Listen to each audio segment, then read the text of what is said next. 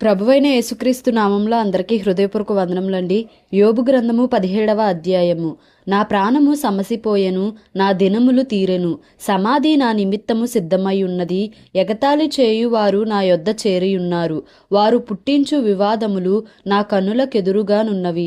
ఏర్పాటు చేయుము, దయచేసి నా నిమిత్తము నీ అంతటి నీవే పూటపడుము. మరి ఎవడు నా నిమిత్తము పూటపడును? నీవు వారి హృదయమునకు జ్ఞానము మరుగు చేసితివి, కావున నీవు వారిని హెచ్చింపవు. ఎవడు తన స్నేహితులను దోపు సొమ్ముగా ఇచ్చునో వాని పిల్లల కన్నులు క్షీణించును. ఆయన నన్ను జనులలో సామెత కాస్పదముగా చేసియున్నాడు. నలుగురు నా ముఖము మీద ఉమ్మి వేయుదురు. నా కనుదృష్టి దుఃఖము చేత మందమాయెను, నా అవయవములన్నీయు నీడవలె ఆయెను. యథార్థవంతులు దీనిని చూచి ఆశ్చర్యపడుదురు, నిర్దోషులు భక్తిహీనుల స్థితి చూచి కలవరపడుదురు. అయితే నీతిమంతులు తమ మార్గమును విడువక ప్రవర్తించుదురు, నిరపరాధులు అంతకంతకు బలము నొందుదురు.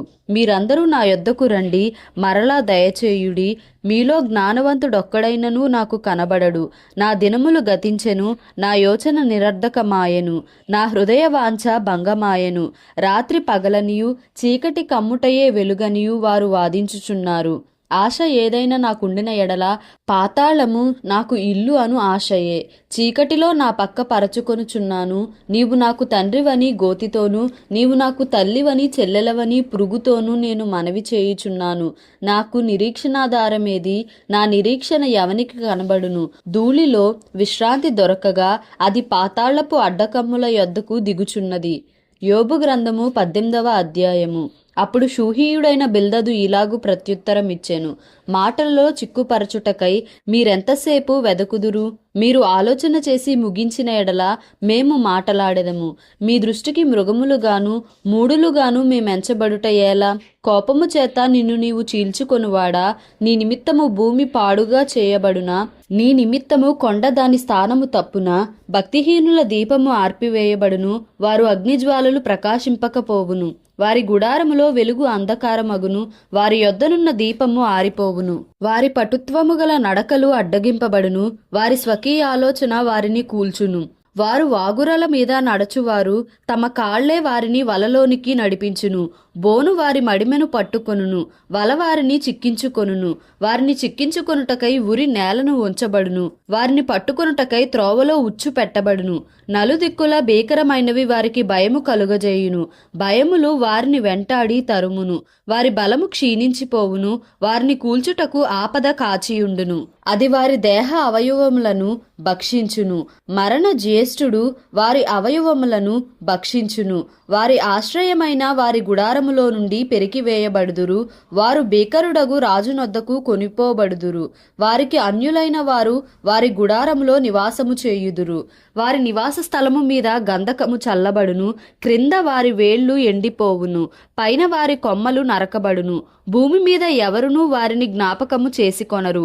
మైదానమందు ఎక్కడనూ వారిని ఎరిగిన వారు ఉండరు. జనులు వారిని వెలుగులో నుండి చీకటిలోనికి తోలుదురు, భూలోకములో నుండి వారిని తరుముదురు. వారి ప్రజలలో వారికి పుత్రులైనను పౌత్రులైనను ఉండరు. వారు నివసించిన స్థలములో తప్పించుకొనిన వాడు ఒకడైనను ఉండడు.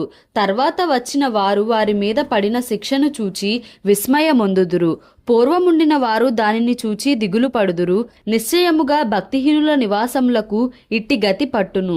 దేవుని ఎరుగని వారి స్థలము ఇట్టిది. యోబు గ్రంథము 19వ అధ్యాయము. అంతట యోబు ఈలాగున ప్రత్యుత్తరం ఇచ్చెను. ఎన్నాళ్ళు మీరు నన్ను బాధింతురు?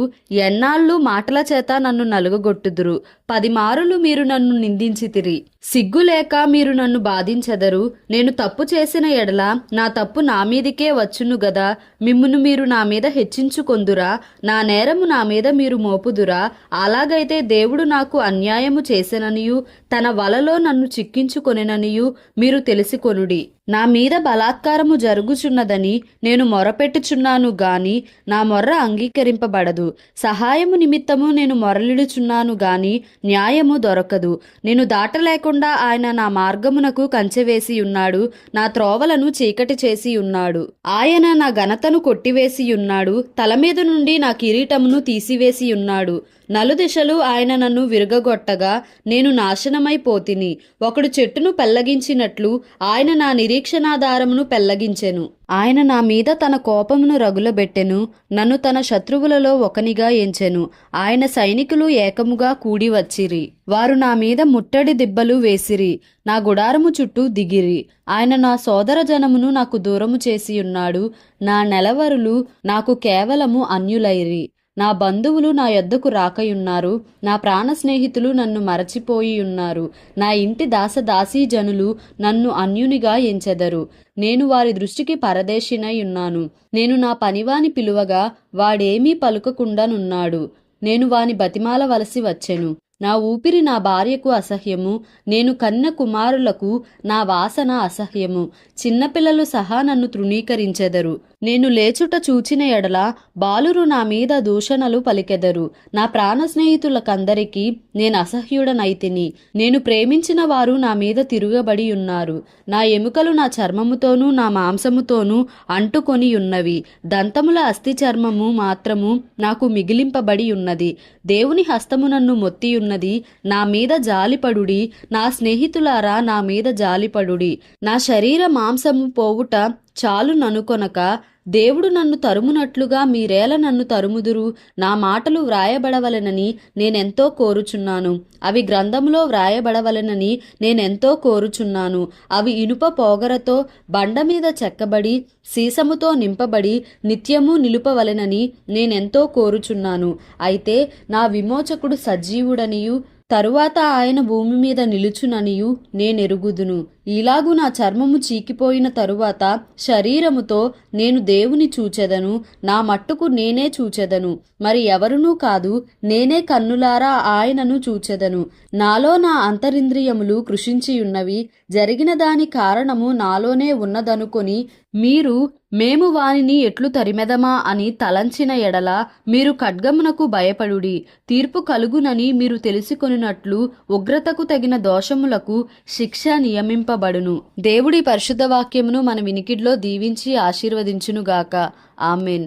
Please like, share and subscribe for more videos.